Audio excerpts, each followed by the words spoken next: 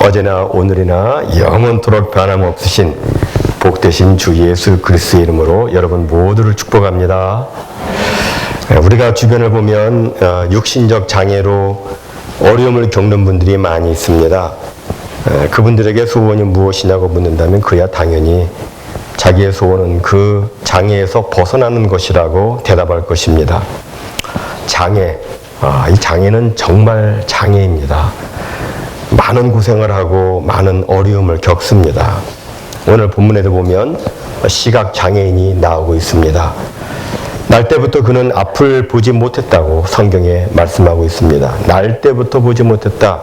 이 말은 당시로서는 그는 절대로 고침을 받을 수가 없다. 그런 의미입니다.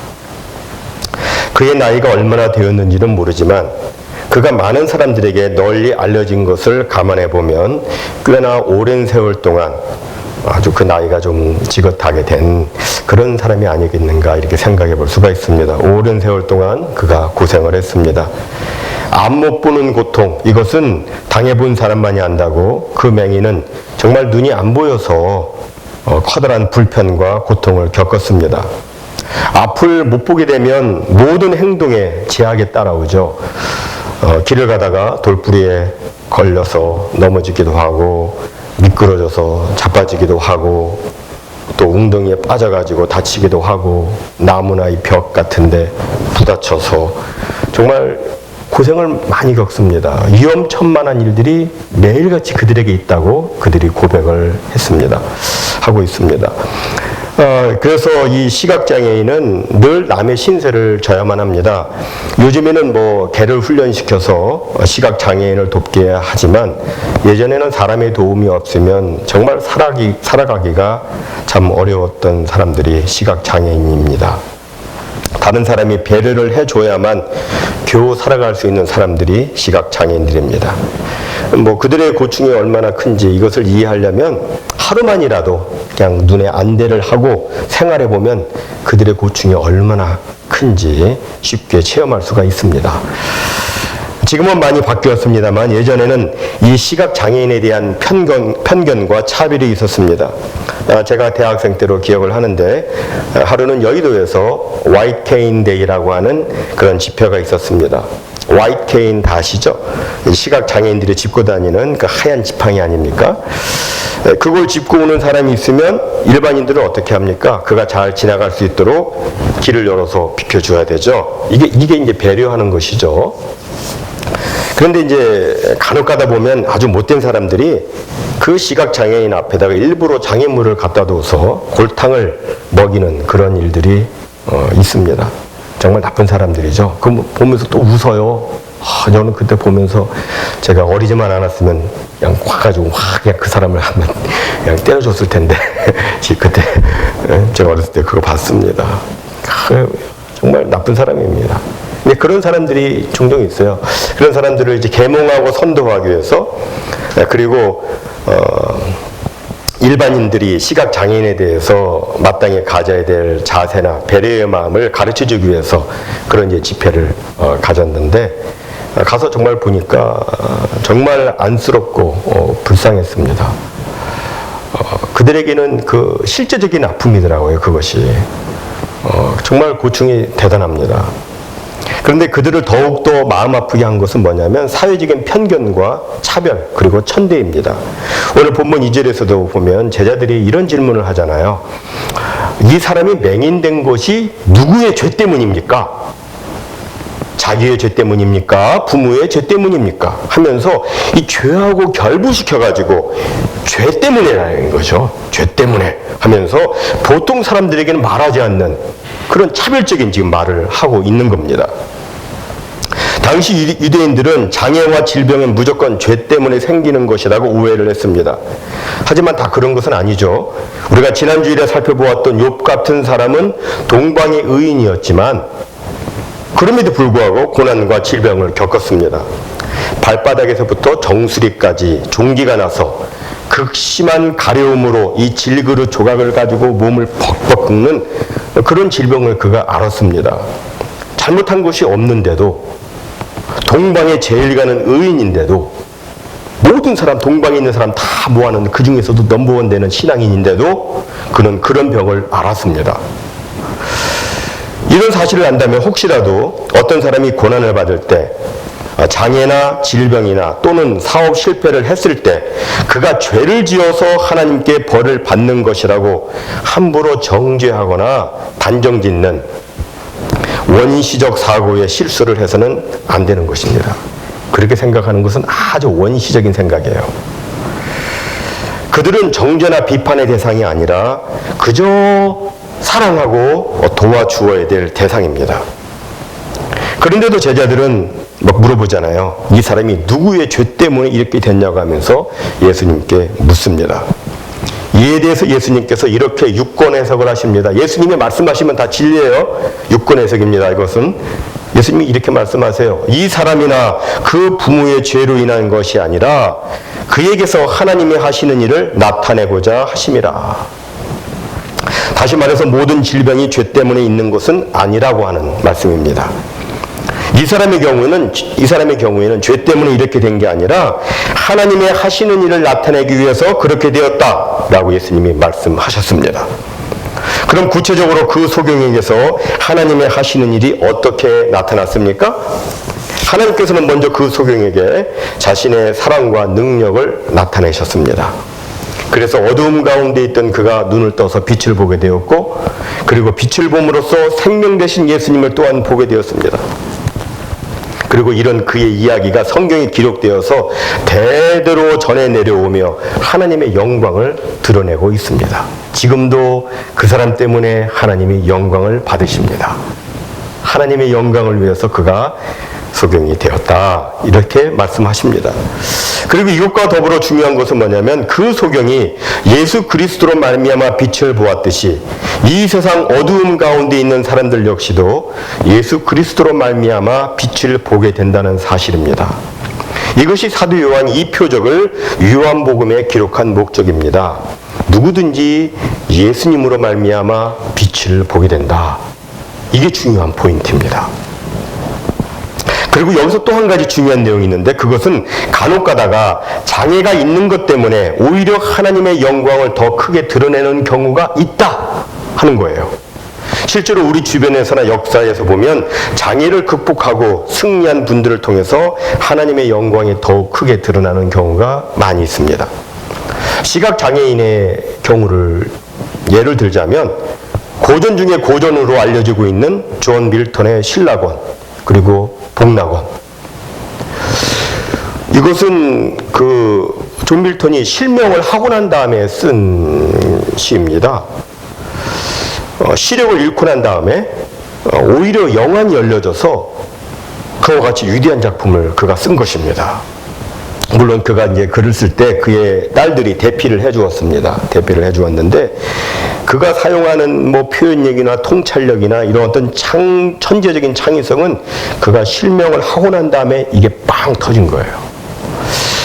또 최초의 장애인 출신 하버드 박사 헬렌 켈러, 시각장애 뿐만 아니고 청각장애도 있었습니다. 언어장애, 이 삼중고를 겪었었는데 그럼에도 불구하고 세계적인 교육가요, 위대한 신앙인으로 알려져 있습니다. 하나님께 큰 영광을 올려드리고 있습니다. 그리고 우리가 많이 부르는 찬송가, 나의 갈 길 다가도록 예수 인도하시니, 예수로 나의 구주 삼고, 이거 다 아시죠? 이런 찬송. 그리고 찬송으로 보답할 수 없는 큰 사랑 주님의 영광 할렐루야. 찬양하라 복되신 예수. 예수 나를 위하여 십자가를 질 때 언제 주님 다시 오실는지 아는 이가 없으니 등 밝히고 너는 깨어있어. 이런 찬송. 이런 찬송을 8,000곡 이상이나 작사한 사람이 있죠. 누구예요? 페니 제인 크로스비예요. 이 사람이 이런 아주 정말 주옥 같은 작사를 했는데 유아기 때 실명한 사람이에요. 그런데도 정말 깊이 있는, 영감 있는 그런 찬송시를 썼습니다. 보통 사람들이 할 수도 없는 큰 큰 일들을 그녀가 했습니다. 이처럼 장애 그 자체는 본인에게는 크나큰 고통이 되겠지만 때로는 그 장애 때문에 하나님께 더 큰 영광을 올려드릴 때가 있는 거예요. 이 오늘 본문에 나오는 소경, 당시 유대인 사회에서는 엄청난 천대를 받았습니다. 가장 큰 고통은 아마 이것이 아니었겠는가 생각이 들어요. 당시에는 장애인은 성전에 들어갈 수가 없습니다. 예? 다른 사람들은 성전에 들어가서 마음껏 하나님을 부르고 구원의 은총을 찬송하고 그러는데 장애인은 장애라고 하는 그 이유 때문에 못 들어가는 거예요. 이런 장애인의 마음은 얼마나 괴롭고 얼마나 비통했겠습니까? 정말 커다란 영적 고통이었겠죠. 이러한 시대적 상황 속에서, 이러한 사회적인 편견과 종교적인 차별 속에서 오늘 본문의 날 때부터 소경된 그 사람은 정말 어두움 그 자체였을 것입니다. 눈이 안 보여서 어둠이고, 소망이 없기 때문에 어둠이고, 소망이 없잖아요. 편견과 차별 속에서 고생하며 살다가 영원히 죽어야 되니 어두움 그 자체였을 것입니다. 그런데 그 캄캄한 어둠에 찬란한 한 줄기 빛이 그에게 쫙 비춰졌습니다. 그 빛은 바로 예수 그리스도이시죠. 오늘 본문 5절에 보니까 예수님이 말씀하십니다. 나는 세상의 빛이다 말씀하십니다. 예수님은 빛이시기 때문에 예수님을 만나게 되면 어둠이 광명으로 바뀌게 됩니다.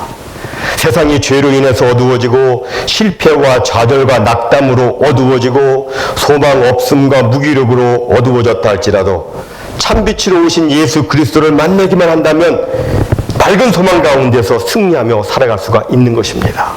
예수님 안에서 우리는 빛 가운데서 사는 거예요. 이런 놀라운 은혜가 우리 각자의 삶 속에, 여러분의 가정 속에, 그리고 우리 교회 가운데 충만히 임해서 우리 모두 늘 밝은 빛 가운데서 사는 귀한 은혜가 있기를 주님의 이름으로 축원해 드립니다. 그럼 이 예수님께서 이 소경을 어떻게 고쳐주셨는가? 오늘 본문 6절과 7절에 보니까 이렇게 되어 있어요. 땅에 침을 뱉어, 잘 상상을 하십시오. 예수님께서 땅에 침을 뱉어 진흙을 이겨 그의 눈에 바르시고 이르시되 실로암 못에 가서 씻으라 하시니, 실로암은 번역하면 보냄을 받았다는 뜻이라. 이에 가서 씻고 밝은 눈으로 왔더라 이렇게 되어 있어요. 어떻게 고쳐주셨습니까?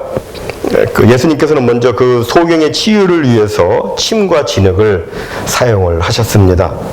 어떤 사람은 이 구절을 이제 해석하면서 이 침은 보통 침이 아니고 예수님의 침이니까 특별한 효능이 있었을 것이다 이렇게 주장을 하는데, 저는 그렇게 거기 동의는 저는 못하겠습니다. 이 침이 어떤 특별한 효능을 갖고 있었다 이렇게 저는 생각하지는 않습니다. 물론 고대 사회에서는 침이 민간요법에 아주 귀하게 사용되곤 했었잖아요. 저절로 사용하잖아요. 이 벌레 물려 가리우면 어떻게 해요? 당장 침 바르잖아요. 네. 근데 이건 민간요법이죠. 또 여기 진흙도 나오는데 진흙 그 자체가 특별한 효험이 있었다, 그렇게는 생각하지 않습니다. 그러면 왜 예수님께서는 땅에다가 침을 뱉어가지고 진흙을 이겨서 그의 눈에 바르셨을까? 이에 대한 해석은 많이 있지만 두 가지로 정리해 볼 수가 있습니다. 하나는 뭐냐면, 이런 과정을 통해서 그 사람이 피부로 예수님이 자기에게 치유의 은혜를 베푸신다는 것을 느끼도록 하기 위해서입니다. 지금 소경은 아무것도 안 보이고 있어요. 그죠? 아무것도 안 보입니다. 그가 느낄 수 있는 건 뭐예요? 청각하고 촉각밖에 없어요. 그거 느낄 수 있는 건. 그래서 예수님이 침을 했을 때 귀가 번쩍하는 거예요. 귀로 뭔가 듣습니다. 그리고 진흙을 이겨서 그걸 그 사람 눈에다가 바릅니다. 다 바를 때 그 사람은 느껴지는 거예요. 눈으로는 안 보이지만 느껴집니다. 그러니까 예수님께서는 그가 시력으로는 느끼지 못하니까 청각과 촉각으로 예수님의 사랑과 능력을 느낄 수 있도록 그렇게 하셨다. 이것이 첫 번째 해석입니다. 그리고 또 이제 다른 하나는 뭐냐면, 이제는 실로암 못에 가서 씻으라 이렇게 말씀하셨잖아요. 이게 중요한 포인트죠. 이것은 뭐냐면, 그가 정말 믿음으로 예수님의 말씀에 순종하는지 그 여부를 시험하신 것입니다. 여러분, 실로암 못에 가서 그 연못에 가가지고 눈을 씻는다고 소경이 눈이 번쩍 떠집니까? 그건 아니죠. 이건 상식에 맞는 말이 아닙니다. 그것은 그가 말씀에 순종하는지 아닌지 이것을 시험하는 겁니다. 구약 열왕기하 5장에 보면 아람 나라의 군대장관 나아만이 문둥병에 걸렸습니다. 근데 하나님의 선지자 엘리사가 뭐라고 그래요? 요단강에 가서 몸을 7번 씻으라 이렇게 말을 합니다. 요단강에 가서 씻으면 낫는다. 이것은 상식적으로 말이 안 되는 얘기예요. 그죠? 하지만 나아만 장군이 그 말씀에 순종했을 때 그가 고침을 받았습니다. 뭐 요단강물이 특별히 효능이 있어서 고침받은 게 아니에요. 만약 그렇다면 그 이후로 모든 사람들이 막 다 고침을 받아야 되는데 안 그렇잖아요. 그러니까 중요한 것은 뭐냐면 말씀에 순종함으로 고침을 받은 거예요. 예수님께서 그 소경에게 말씀하신 것도 마찬가지입니다. 예수님의 말씀은 상식적인 게 아니었어요. 그런데 놀랍게도 그 사람은 예수님의 좀 황당해 보이는 그 요구에 그대로 순종해서 실천에 옮깁니다. 그때 놀라운 기적이 나타나게 된 거예요. 여기서 우리는 하나님의 기적이 나타나는 어떤 공식적인 원리를 발견해 볼 수가 있습니다. 그것은 우리가 하나님의 말씀에 믿음으로 순종할 때 기적이 나타난다고 하는 거예요. 정리하자면 기적의 공식 원리는 뭐냐면 하나님의 말씀 플러스 믿음의 순종 is equal to 기적, 이것입니다. 이건 예수님의 표적에만 해당되는 것이 아닙니다. 신구약 전체에 등장하는 모든 기적의 공식이라고 말을 해도 틀리지 않습니다. 예를 많이 들 수 있어요. 홍해 앞에 섰을 때, 이스라엘 백성들 홍해 앞에 섰을 때 하나님께서 모세에게 뭐라고 말씀하세요? 지팡이를 들고 손을 바다 위로 내밀라 그러잖아요. 네? 내밀라. 이렇게 말씀하셨을 때 모세가 그 말씀에 순종해서 그렇게 하니까 어떻게 됐어요? 홍해가 갈라졌습니다. 반석 앞에서 하나님께서 모세에게 뭐라고 그러시냐면 반석을 쳐라 이렇게 말씀하셨을 때에 그 말씀에 순종해서 반석을 치니까 바위에서 물이 콸콸콸콸 쏟아져 나오는 거예요. 말씀에 순종했더니 그런 역사가 나타나는 것입니다. 여리고성 앞에 있었을 때 하나님께서 너희는 이렇게 여리고성을 돌아라 이렇게 말씀하셨을 때 백성들이 그 말씀에 그대로 순종했더니 어떻게 됐어요? 여리고성이 무너졌습니다. 말씀에 순종했더니 무너진 거예요. 강물이 넘치는 요단강 앞에 서 있었을 때에 너희 제사장들이 법궤를 메고 강물에 들어서라 이렇게 하나님께서 말씀하셨잖아요. 네? 법궤를 메고 강물에 들어서라. 수영복 차림도 아닌데 그냥 들어서라. 이거 말이 안 되잖아요. 근데 여기서 강물이 넘치는 강물이 어떻게 쫙 되겠어요. 근데 이 말씀에 순종했을 때에 요단강물을 딱 밟았더니 요단강물이 쫙 갈라졌습니다. 성경은 이렇게 말씀하고 있어요. 성경의 기적은 하나님의 말씀에 대한 어떤 말씀이든지 그 말씀에 대해서 믿음으로 순종하게 되면 거기에 약속되어져 있는 그 약속, 그 축복이, 그 능력이 그대로 기적으로 나타나게 된다는 사실입니다. 날 때부터 소경된 이 사람도 마찬가지였습니다. 실로암에 가서 씻으라. 예수님의 이 말씀에 믿음으로 순종해서 가서 씻었더니 눈이 밝게 됐다고 말씀하고 있어요. 사실 이 실로암 연못은 어디냐면 예루살렘 성이 있는데 저 남쪽 끝에 있습니다. 남쪽 끄트머리에 있는 거예요. 거기까지 가는 거는 고생입니다. 일반인들도 가려면 고생해요. 근데 소경이 거기까지 가야 되는 거예요. 안 보이는 눈으로 간 것입니다. 힘들지만 믿음으로 순종한 거예요. 이 원리는 예나 지금이나 똑같습니다. 오늘날에도 우리가 하나님의 기적을 체험하려면, 정말 하나님의 기적을 체험하려면 하나님의 말씀을 받을 때, 예수님의 말씀이 나에게 주어질 때 그 말씀이 좀 힘들어도, 그 말씀이 좀 황당하게 여겨져도, 그 말씀이 내 생각으로는 이해가 잘 안 돼도 이거 이해가 안 되는데 이런 말씀이라 할지라도 무조건 이 말씀에 믿음으로 순종하는 거예요. 그러면 전혀 예상치 못한 놀라운 기적이 나타나게 되는 것입니다.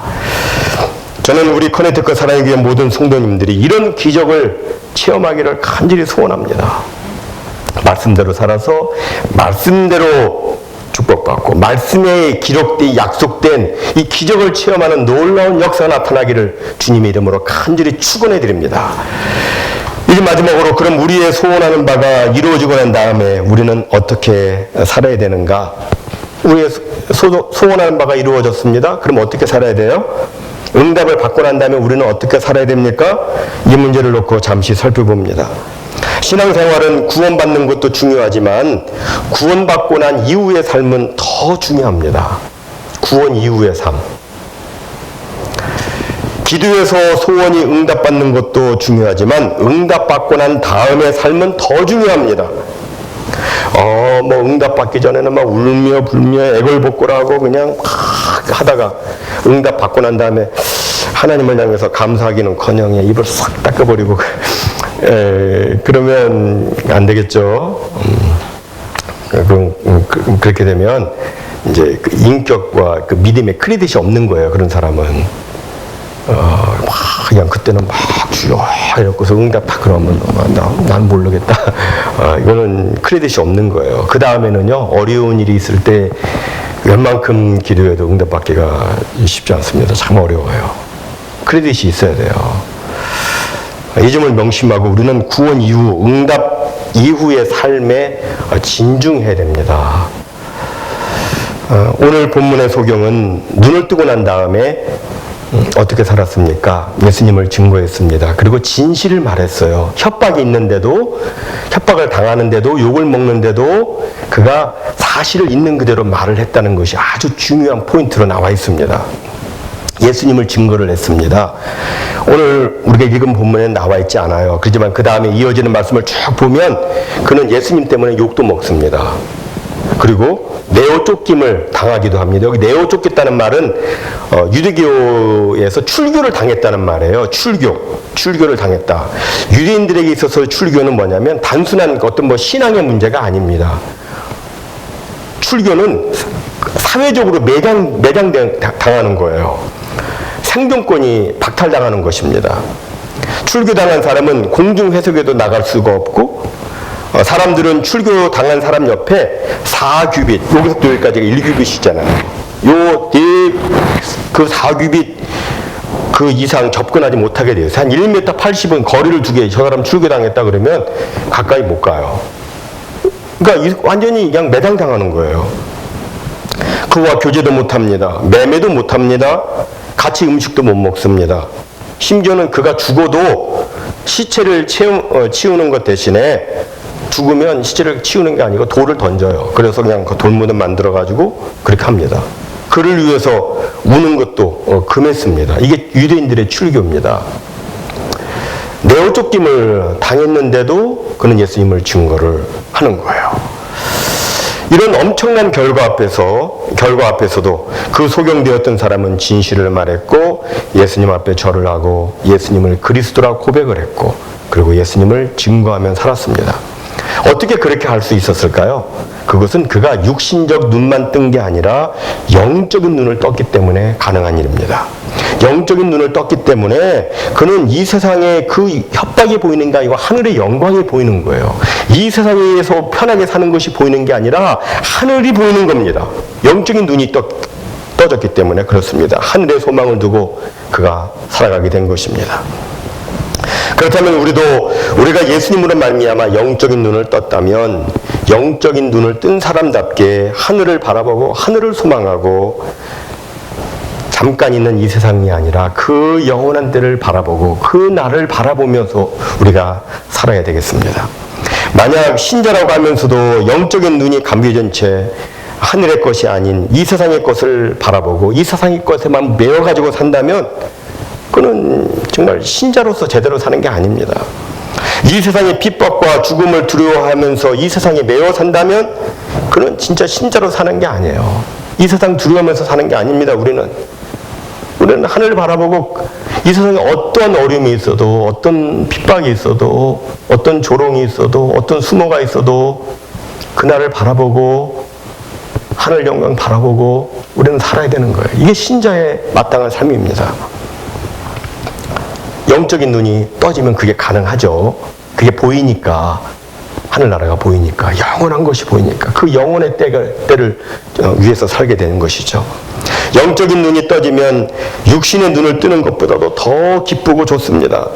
정말 구원의 눈 뜨게 되면 그 영혼 가운데 신령한 기쁨이 넘쳐나게 되고 확신이 넘쳐나게 됩니다.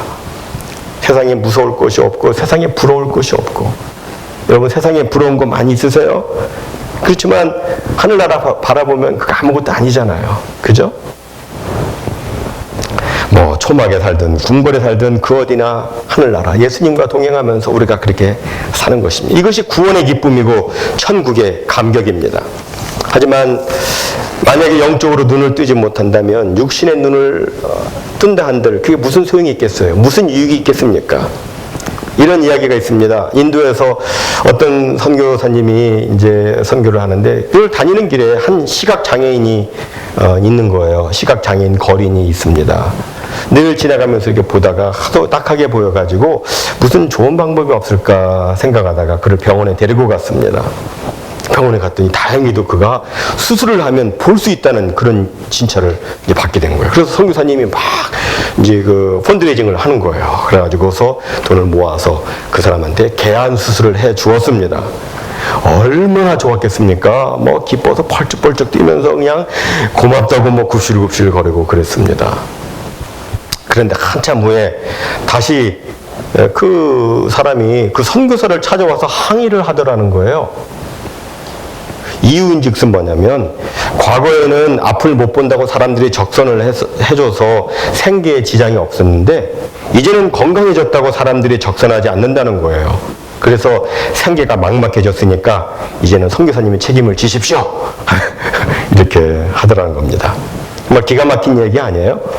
이런 사람은 육신의 눈을 떴어도 정말 별 볼 일 없는 사람이죠.